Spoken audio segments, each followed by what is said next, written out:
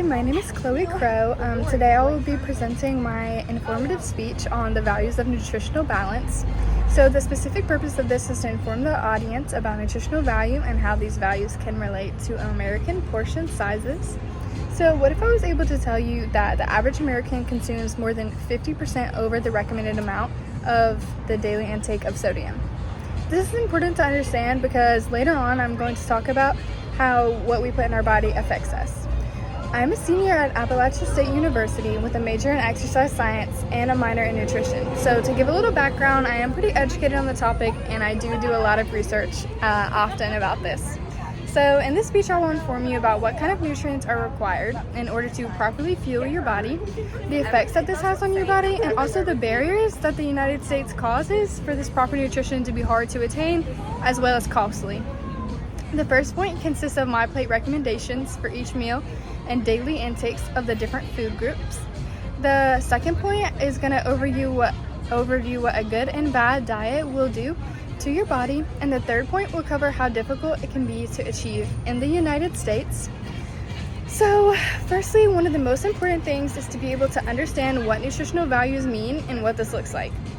The U.S. Department of Agriculture helped me establish each and every one of these nutritional values. I did this through myplate.gov and was able to look at the USDA recommendations for fruits, vegetables, grains, protein, and dairy throughout each meal.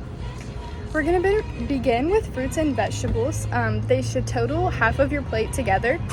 The USDA recommends that at least half of the fruit that you eat should come from whole fruit rather than fruit juice, such as like cranberry juice, grape juice, anything of the sort. This, however, does not mean that it can't be frozen or dehydrated or canned fruit as long as it is real whole fruit. It's also recommended that you have at least 1 cup of vegetables per meal. This can be any sort of vegetables. It's just important that you get the right intake of it. The next part is grains, in which the USDA recommends that half of your grains are whole grains. This is easy to do as we see a lot of people using white bread as opposed to whole grain. We can do the same thing with rice. So the next important thing to cover is protein. Protein is something that can include beans, specific dairy products, or nuts. This is important to remember just because a lot of people are vegans or vegetarians and you can still get protein sources outside of meat. An average recommendation is 1 ounce of protein per meal. The last thing to cover here is dairy. The USDA says that about 90% of Americans do not get enough dairy intake. It is suggested that we drink more fat-free or low-fat dairy as opposed to whole or 2%. The recommended amount is 1 cup per meal.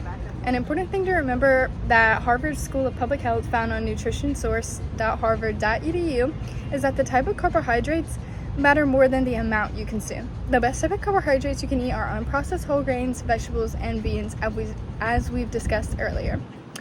In addition to these nutritional values, it is important to understand the effects good and bad diets have on our bodies. So after establishing the nutritional values previously, we are able to think about times we felt malnourished, dizzy, or lightheaded. These are common symptoms related to malnutrition or dehydration, which are both important parts of our nutrition. The basis of my information for the first point comes from the World Health Organization. The WHO is the acronym for this. I'm sure many of us have heard it. The World Health Organization highlights that nutritional values help protect against non-communicable diseases, which include heart diseases, strokes, cancer, diabetes, and much, much more. These are all common problems that we have in the United States. So this organization also comments on energy intake being balanced with energy expenditure. This essentially means that your intake of calories should be balanced with your outtake. They also highlight that limiting sugars leads to additional health benefits, and low salt intake helps prevent hypertension and heart disease, which is a really important part because this is going back to the statement I said earlier about most Americans consume over 50% of the recommended amount of sodium. So another essential point to understand about nutritional values is how these are involved in the U.S. So while researching the USDA.gov, highlighting food security and nutrition assistance in the United States, the economic research service shows various graphs and charts that included statistics about food scarcity. In 2022, 12.8% of U.S. households were food insecure.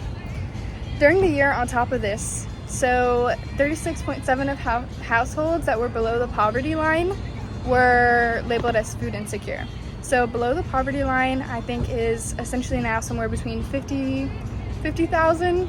I think it's like 30 to 50,000 in the United States. So 36.7% of these people were considered food insecure, which means that they couldn't get all of the meals that they needed on table for the day. Whether this means they only were able to eat one meal that day or they weren't able to eat at all. So MayoClinic.org also highlighted some of the nutrition basics, and the website gave shopping strategies to help find healthy items for cheap. There are resources that can be utilized. This is important to understand when thinking about shopping for groceries in the United States, which makes it a lot more difficult for us to get the nutritional value that we need, especially considering the half of the plate of the fruits and vegetables. These tend to be a little more pricey.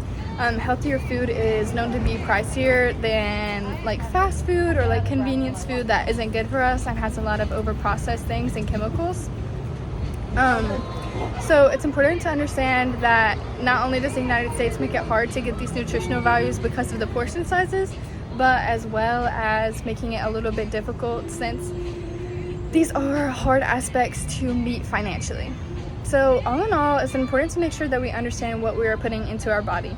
There are a lot of different food groups and education about what foods contain, and the most important part. We addressed each food group, how these nutrients affect our body, and how these nutrients values appear to be a challenge in the United States. So I just want to understand, or to recap, are you more educated about nutritional values? Did any of the symptoms resonate with you to where you wanted to make a change? Thank you.